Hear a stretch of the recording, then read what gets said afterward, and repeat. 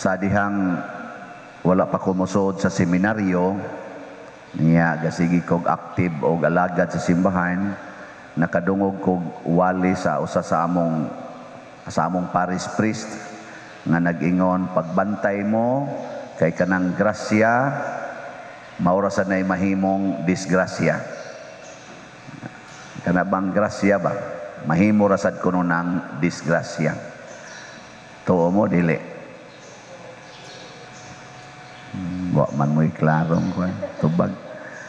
Kana kuno mga grasya, sige magitag-ampo o grasya, pagbantay kay maura sa nay himuong disgrasya. Ngano man kay ang yawa kuno wa man na siya iya.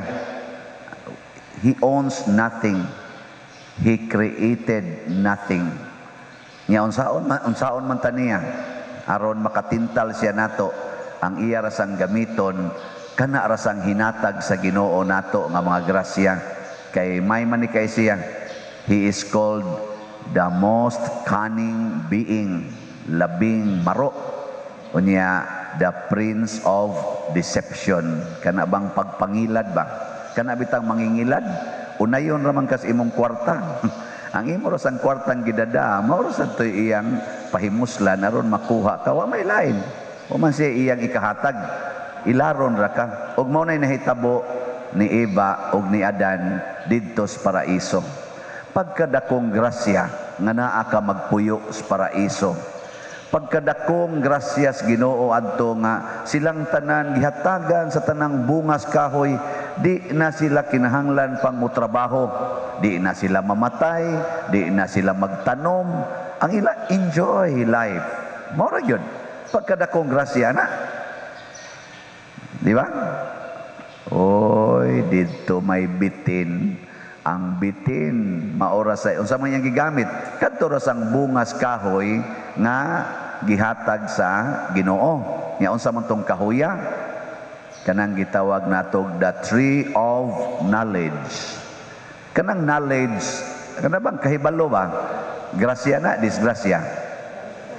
Grasya oy, purti maginatong pa-eskwela ng inyong mga anak. I-appeal pa manggay ninyo ang pari pagpagasto ana para lang yun doon na lang knowledge, no? Porti manggay inyong take anang board exam aron mapamatud-an nga ang inyong knowledge sufficient nga gamiton para makapangwarta. Porti manggay namong paningkamot og pasar sa among mga exams dito seminaryo, hapit mi di mga tuog aron lang gyud mi maordinahan mi kung sufficient na ang among knowledge sa philosophy o theology. Nya kung ma-sufficient na, ordinahan dayon mi, kolekta dayon. Ano na siya? Mo na among gipaningkamutan. Knowledge ang gibasihan, grasya ka na. Pero ang pangambisyon ni Adan, ni Eva o ni Adan nga makabaton anang knowledge, dili kabubuton sa Ginoo kung dili ilang kaugalingong ambisyon, diha dapita na disgrasya si Adan og si Eva. Kana bang grasya man ang knowledge, pero ang Ginoo nagbawal pa nila. Ingon pang Ginoo, ayaw saha, ayaw mugkaon aning ni ang bunga aning kahuya. O niya kay ang bitin mao man say masinupakon kayo, giingnan sila ay mugtuan ang Ginoo, kaon. Insyaol, mamatay ra ba mi? Ay, ito matay gud taon. Mamatay pa mo ana, nga makaton hinuon mo, maliwat na noon mo niya, pariha na noon mo niya, kahibaw na mo what is right and what is wrong, kay ana mo'y kahibalo, mamatay na noon mo ana.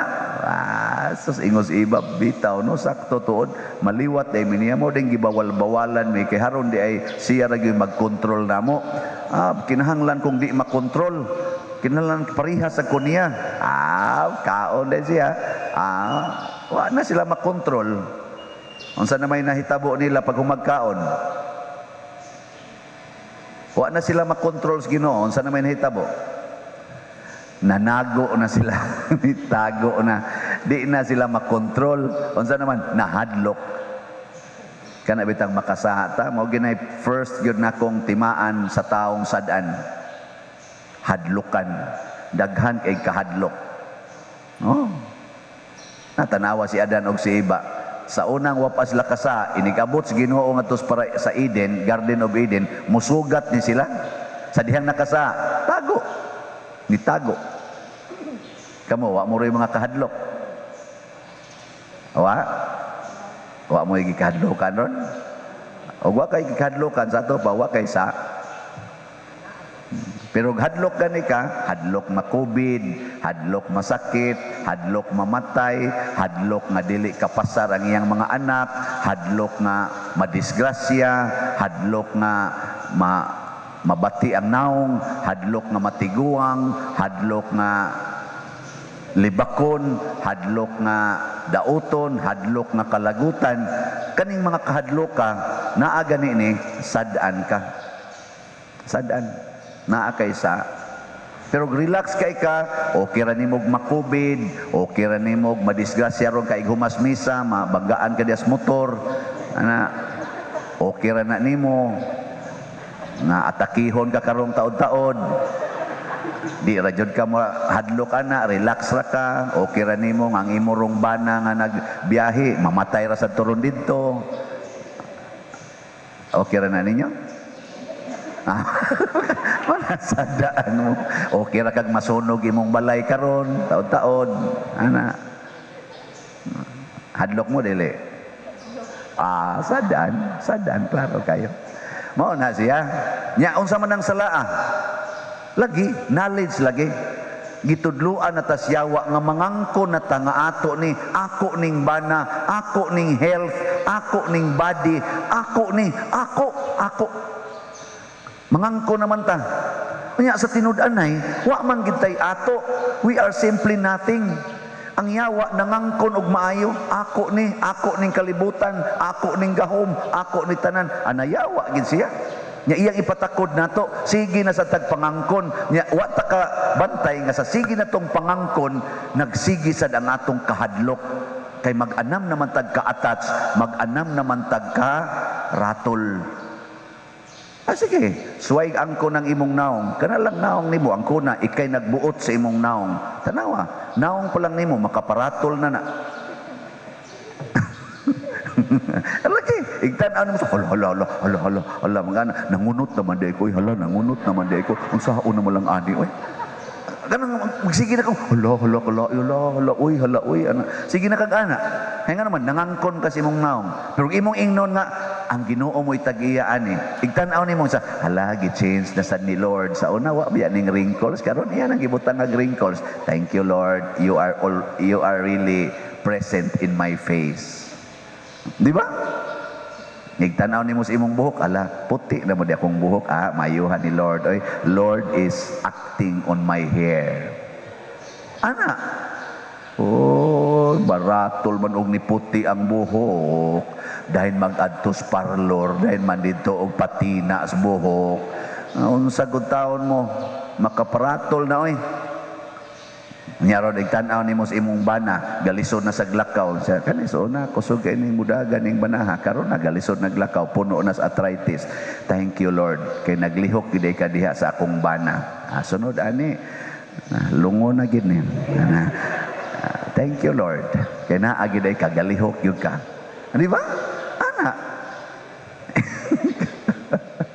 Kanindot ana nga kanang kamao kang mudawat, wa jud kay ratol.